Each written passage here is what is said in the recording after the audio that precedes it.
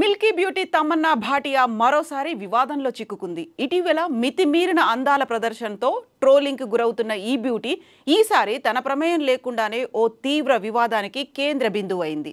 ఇంతకీ ఆ ఇష్యూ ఏంటంటే, గ్లామర్ డోస్ పెంచి ఈ మధ్య కాలంలో ఎక్కువగా వార్తల్లో నిలిచింది తమన్నా భాటియా. అయితే ఈసారి మాత్రం కొంచెం డిఫరెంట్ కథ.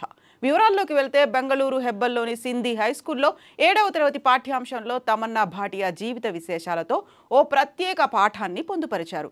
అయితే విషయం తెలుసుకున్న పేరెంట్స్ ఒక్కసారిగా షాక్ అయ్యారు.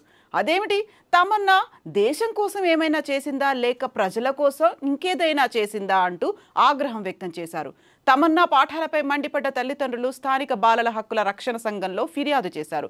దీంతో ఇప్పుడు ఈ వార్త దేశవ్యాప్తంగా చర్చనీయాంశమైంది. తమన్నా పాఠాలపై సింధీ స్కూల్ యాజమాన్యం సరైన జవాబు ఇవ్వడం లేదంటున్నారు పేరెంట్స్. సినిమాల్లో స్కిన్ షో చేసే తారలు పిల్లలకు ఎలా ఆదర్శవంతులవుతారని, వారిని చూసి విద్యార్థులు నేర్చుకునేది ఏముంటుందని పేరెంట్స్ మండిపడుతున్నారు. ఒకవేళ చెప్పాలనుకుంటే, సింధీ సమాజానికి సంబంధించి చాలా మంది గౌరవంగా ఉండే కళాకారులు, ఉన్నత స్థానాల్లో ఉన్నవారు చాలా మందే ఉన్నారని, వారి గురించి పాఠ్యాంశాలు పెడితే బాగుండేదని అంటున్నారు.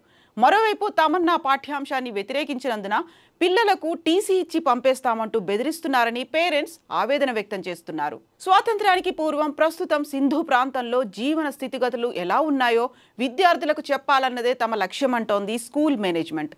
సింధు ప్రజలు మన దేశంలో ఎలా మమేకమయ్యారో తెలిపేందుకే ఆ పని చేశామంటూ పాఠశాల యాజమాన్యం సమర్థించుకుంటోంది.